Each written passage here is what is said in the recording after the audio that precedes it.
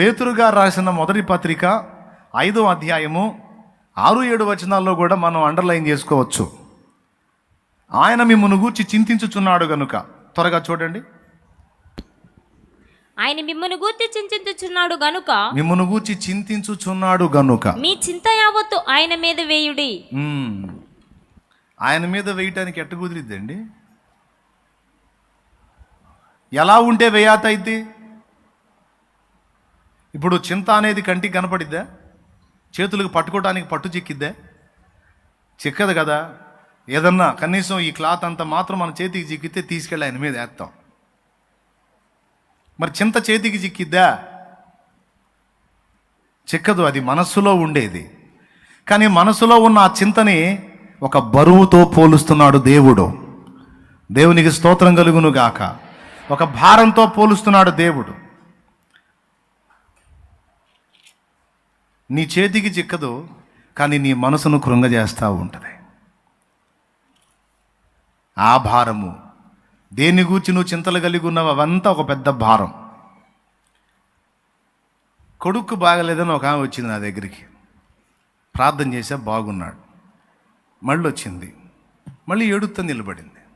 ఏంటంటే మనవడికి బాగలేదని వచ్చింది. అంటే ఒకటితో అయిపోవాల సమస్య. ఒకటి పోతే ఒకటి, ఒకటి పోతే ఒకటి, ఒకటి పోతే ఒకటి. ఈ చింతల పరంపర, ఈ వేదనల పరంపర. హలో కేవో ఆగదు. అసలు నాకు ఏ చింత లేదు, ప్రశాంతంగా ఉన్నాను అన్నోళ్ళు ఎవరి నుండి చేతులు ఎత్తండి, అబద్ధాలు ఆడకుండా. ఏ చింత లేకపోయినా బైబిల్ ప్రకారం అదొక చింత.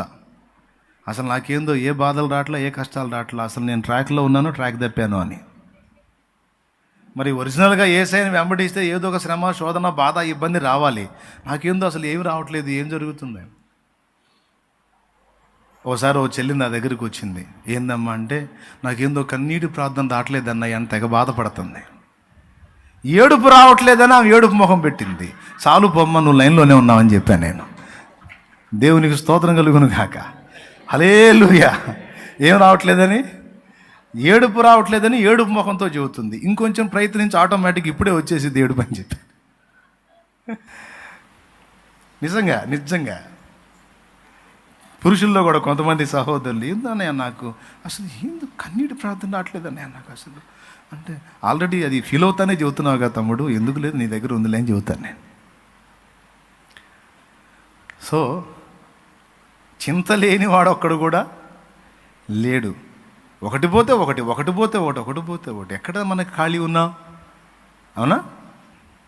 కాబట్టి చింత లేని మానవుడు అంటూ ఎవరు లేరు. అందరికీ ఏదో ఒక విషయంలో ఏదో ఒక చింత. అయితే దేవుడు 2 సార్లు రాయించాడు. ఒక మాటని 2 సార్లు దేవుడు రాయించాడంటే అధికారికంగా, నిశ్చయంగా నొక్కి చెబుతున్నట్టు. దేనిని గూర్చి చింతింపకుడి గాని అన్నాడు ఫిలిప్పీ పత్రికలో.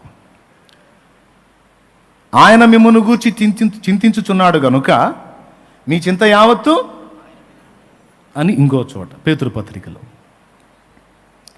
2 పర్యాయాలు ఈ మాటని నొక్కి చెప్పాడు. అంటే పూర్తిగా ఒకటే చెప్తున్నాడు ఆయన. నీవు నీ భారమైన, నీ వారి భారమైన, ఇతరుల భారమైన నీవు మోయడానికి ప్రయత్నిస్తే బలవుతావు. నీవు నిజముగా నన్ను నమ్మినట్లయితే నా మీద మోపు, అప్పుడు నీవు విశ్రాంతి పొందుతావు అన్నాడు. దేవుడు మళ్ళా నాతో మాట్లాడితే చెప్తున్నాను మీతో నేను. దేనిని గూర్చి నీవు చింతపడుతున్నావో, నీవు దేన్ని ఫేస్ చేస్తున్నావో, దేన్ని నువ్వు డీల్ చేయడానికి ట్రై చేస్తున్నావో, అది నీకు ఒక భారమై, బరువై కూర్చుంటుంది. అస్సలు నువ్వు వాటిని గురించి భయపడాల్సిన అవసరం లేదు, టెన్షన్ పడాల్సిన అవసరం లేదు, కృంగిపోయి కుమిలిపోవాల్సిన అవసరం లేదు. ప్రశాంతంగా నా దగ్గరకు రండి అని పిలుస్తున్నాగా. పాటేమో దమ్ము కొట్టి దమాయించి పాడతావు, రండి రండి యేసు అని బాది పాడతావు. నువ్వు మాత్రం రావు అంటాడు ఆయన. దేవునికి స్తోత్రం కలుగును కాక. రండి రండి యేసుని యొద్దకు రమ్మనుచున్నా. ఇట్టుంటుంది మన పాట అండి. పొండి పొండి యేసుని యొద్దకు రమ్మనుచున్నాడు. మరి నీ సంగతి ఏంది? నాకు లేదులే, నేను మీకు చెప్పటమే, నాకు లేదు. ఇది తప్పు. ప్రభు చాలా ప్రేమతో 2 పర్యాయాలు చెప్పాడు. తిరిగి జన్మించిన నీవు, నూతన జన్మ అనుభవంలోకి వచ్చిన నీవు ఈ విషయములను కూర్చున్న భారం ఇంకా మోయాలని ప్రయత్నిస్తున్నావా? నీవు ఇంకా అజ్ఞాన దశలో ఉన్నావు. నీకు విశ్వాసం ఉంటే అది భౌతికమైందైనా ఆత్మీయమైందైనా నా యొద్దకు రా, నేను చెప్తున్నాగా. నా మీద మోపమని నేను పిలుస్తుంటే నీకేం పిచ్చా? ఇంకా నేనెత్తినే పెట్టుకున్నావు? నువ్వెందుకు ఇంకా ప్రెజర్ అవుతున్నావు? విశ్రాంతి పొందమని నేను నిన్ను పిలిస్తే, మీకు ఒక జోక్ చెప్తానే ఏమండి, నెత్తి మీద బరువైన కట్టెలు మోపుతూ ముందుకు వెనక్కి తూగుతూ ముసలమ్మ పోతుందంట రోడ్డు మీద, హైవే రోడ్డు మీద. పాపం జీప్ ఆయన ఒక ఆయన చూసి జీప్ ఆమె ముందుగా జీప్ ఆపి, పెద్దమ్మా బాగా అలిసిపోతున్నట్టున్నావు, ఎక్కు జీబులు ఎక్కు, ఆ మోపు జీబులై అని మోపు జీబులు వేసాడు. ఆయన పెద్ద పొడవైనవి కాదు, ఏదో అంత మోపు, అంత వెడల్పు, ఇంత లావున్న మోపు. అదే ఆమె తైతక్కలాడుతుంది. మరి వయసు ఉడికినప్పుడు ఏం చేసి ఆ కొద్ది మోపుకే గందరగోళం అయిపోతుంది. ఆ జీప్ డ్రైవరే అది ఒక చేతితో బట్టి లోపల పెట్టి ఆ మోపుని మొయ్యలాక మోసే మోపుని ఆమెను ఎక్కిచ్చాడు, కూర్చుంది. కొంచెం దూరం పోయి అద్దంలో గుండా ముసలమ్మను చూసి జీబు ఆపాడు. ఎందుకంటే జీబులో కూర్చుంది, ముసలమ్మ సీట్లోనే ఉంది, మోపు మాత్రం నెత్తిన పెట్టుకుంది. పెట్టుకొని అమాయకంగా చూస్తూ ఉంది. దిగొచ్చాడు, ఏం చేస్తున్నా అన్నాడు. ఏందయ్యా, ఇంకొంచెం దూరం పోవాలయ్యా మా ఇంటికంట. ఇంటికి దూరం సరే, నువ్వేం చేస్తున్నావు అన్నాడు. ఏం చేస్తున్నా నేను? మోపేంది నెత్తిన పెట్టుకున్నావు. మహారాజు వెట్టను నన్ను ఎక్కడినిచ్చావయ్యా, నా మోపు ఎందుకులే మళ్ళీ నీకు బరువు అని నా నెత్తిన పెట్టిన. ఓ పిచ్చి ముసల్దానా, నేను కాదు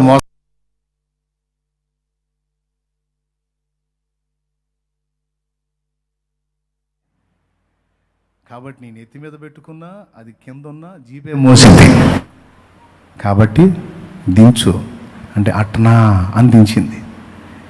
వింతగా అనిపించట్లా మీకు ముసలమ్మ? అబ్బా ఏమి నవ్వుతారు? ఎవరే? నేను చెప్పింది మీ గురించే, నా గురించే. దేవునికి స్తోత్రం కలుగును గాక. కూడా అదే తంతు.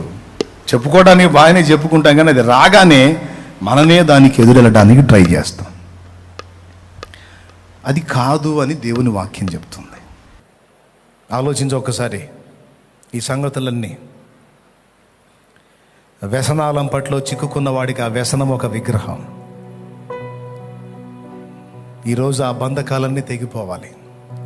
ఆ బరువులన్నీ దేవుని సన్నిధిలో దించి నువ్వు ఇంటికి వెళ్ళాలి. కళ్ళు మూసి ఒకరు ధ్యానం చేయి. విన్న సంగతులన్నీ దేవుడు నీతో ఏ విషయాలు స్పష్టంగా నీకు తెలియజేశాడో, కుటుంబ బాధ్యతలు, బంధకాలు, కుటుంబ సభ్యుల స్థితిగతులు, అలాగే నీ పర్సనల్ ఏ భారం నువ్వు వహించున్నావో దేవుడు అంటున్నాడు, రా నా దగ్గరకు దించే ఆ బరువుని నేను మోస్తాను. నీకు స్వేచ్ఛనిస్తే నువ్వు మళ్ళీ ఎందుకు బంధకాల్లో చిక్కుకుంటున్నావు? నాకు అప్పచెప్పమంటే నువ్వు అన్నీ నేనెత్తిన ఎందుకు పెట్టుకుంటున్నావు? నువ్వు ఎందుకు కుమిలిపోతున్నావు అని దేవుడు అడుగుతున్నాడు. నన్ను నమ్మితే నా సన్నిధిని మోకాళ్ళు నాకు అప్పచెప్పేసే, నేను వహిస్తానంటున్నాడు. నీ బరువు బాధ్యతలు, నీ సంసారానికి సంబంధించిన, నీ కుటుంబానికి సంబంధించిన దేవునికి అప్పచెప్పు. నమ్మితే దేవునికి అప్పచెప్పేసి ఆయన మోస్తాడు.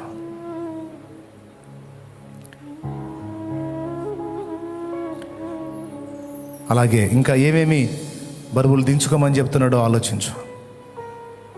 క్షమించినా కూడా దేవుడు నన్ను క్షమించడు అనుకునే ఆ పనికి మళ్ళీ తెలివి. అరే దేవుడు క్షమించిన పాపాలు కూడా ఇంకా మోసుకొని తిరుగుతున్నావు. దేవుడు ఎప్పుడో వదిలేశాడు, ఎప్పుడో తీసేశాడు. వాటిని ఎప్పుడో పరిహరించేశాడు, కానీ నువ్వు ఇంకా నీ మనసులో వాటిని కలిగే ఉన్నావు. పిచ్చి తెలివి కదా ఇది. నన్ను క్షమించయ్యా, నీకంటే నీతిమంతుడిలాగా ఆలోచించాను, నీకంటే గొప్పవాళ్ళలాగా ఆలోచించాను, నేను క్షమించాను పోనాయన అంటే ఎట్లా క్షమిస్తావని ఆర్గ్యుమెంట్ చేశాను నేను. నువ్వు క్షమిస్తావు తండ్రి, నువ్వు క్షమించావంతే నేను నమ్ముతున్నా. దించేయా బరువుని. ఇక దేన్ని గూర్చి డౌట్ పెట్టుకోవద్దు. క్షమించాడేమో, క్షమించలేదేమో, క్షమించాడో లేదో ఆ డౌటే అక్కర్లేదు. నిశ్చయముగా ఆయన నమ్మదగిన వాడు, నీతిమంతుడో. క్షమించాడు, నిన్ను క్షమించాడు కాబట్టి బతకనిచ్చాడు. నువ్వు బ్రతికున్నంత వరకు నిరీక్షణ ఉంది, క్షమాపణ ఉంది, మారు మనసు పొందడానికి అవకాశము ఉంది. సందేహం పెట్టుకోవద్దు. ఇతరుల తప్పులు, ఇతరుల దోషాలు పంచుకున్నావా, ఎంచుకున్నావా? వాళ్ళలాగా వీళ్ళలాగా, వీళ్ళలాగా వాళ్ళలాగా. వాళ్ళ సీక్రెట్స్ నాకు తెలుసు, వీళ్ళ సీక్రెట్స్ నాకు తెలుసు, వీళ్ళు ఇంత వాళ్ళంతా, వాళ్ళ బ్రతికిది వీళ్ళ బ్రతికిదని ఆ పాపాలు పంచుకోవటంలో ఎంజాయ్ చేస్తున్నావా? ఎంత దరిద్రమో తెలుసా అది. నీ దోషాలే నీకు తలమునకలు అయితే మళ్ళీ లోకుల దోషాలు నువ్వు మోస్తున్నావు. పిచ్చితనం కదా అది. క్షమాపణ అడిగి, నాకు వద్దయ్యా ఒకళ్ళ దోషాలు నాకు వద్దు, అందరి దోషాలు నా దోషాలు నీ దగ్గరికే తెస్తున్నాను, ఆ అందరి బరువులు నువ్వే తీసివేయి ప్రభువా. వారి దోషాలు కూడా క్షమించి, వారి పాపాలు మన్నించి వారిని రక్షించు నాథాను. నీకు స్తోత్రమయ్యా, స్తోత్రమయ్యా. క్షమించలేకపోతున్నావా ఇతరులని? మరి క్షమించలేని మనసు కలిగిన నువ్వు దేవుని ముందు నన్ను క్షమించు అంటానికి సిగ్గు లేదు నీకు? నీకు సిగ్గు లేదా? నువ్వేమో ఇతరులను క్షమించవా? నువ్వేమో ఇతరుల పొరపాట్లని అలానే పట్టుకొని తీర్పులు తీరుస్తావా? నువ్వేమో ఇతరుల దోషాలను లెక్కగట్టి వాళ్ళకి పనిష్మెంట్ ఇవ్వడానికి ట్రై చేస్తావా? దేవుని ముందుకు నువ్వు వచ్చేమో నన్ను క్షమించయ్యా అంటావా? అందుకే అడుగుతున్నాను, సిగ్గు లేదా నీకు? నాకు సిగ్గు లేదా? మనం అడుక్కోవాలి. నిజమే కదా. నన్ను క్షమించయ్యా అని అడిగేటప్పుడు ఇతరుల పొరపాట్లు నేను క్షమించానా, ఇంకా మనసులోనే కలిగి ఉన్నానా అని అనుకోవద్దు. క్షమించు ముందు నువ్వు, అప్పుడు క్షమించబడతావు.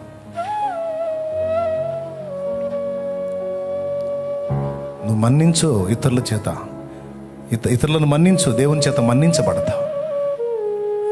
స్తోత్రమయ్యా. ఈరోజు నాతో తేటగా మాట్లాడు. నీ మనసులో ఏ ఏ విగ్రహాల భారాన్ని మోస్తున్నావు చూసుకో. ఆమెని మర్చిపోలేకపోతున్నాను అంటున్నావు. ఏం విగ్రహం అయిందా? దేవుడి కంటే పిచ్చి అయిందా రా నీకు అంటాడు దేవుడు. ఆయన్ని మర్చిపోలేకపోతున్నాను. ఏమే విగ్రహం అయ్యాడా వాడు నీకు? నాకంటేనా నన్ను కూడా పక్కన పెట్టేంతనా? పనికి మాలిన దానా అంటున్నాడు దేవుడు. నన్ను కూడా పక్కన పెట్టేంత పిచ్చి అయిపోయిందా నీకు? ఒక మట్టి పురుగు. దేని గురించి నువ్వు? డబ్బు, కులం. ఈరోజు వదిలేసాయి.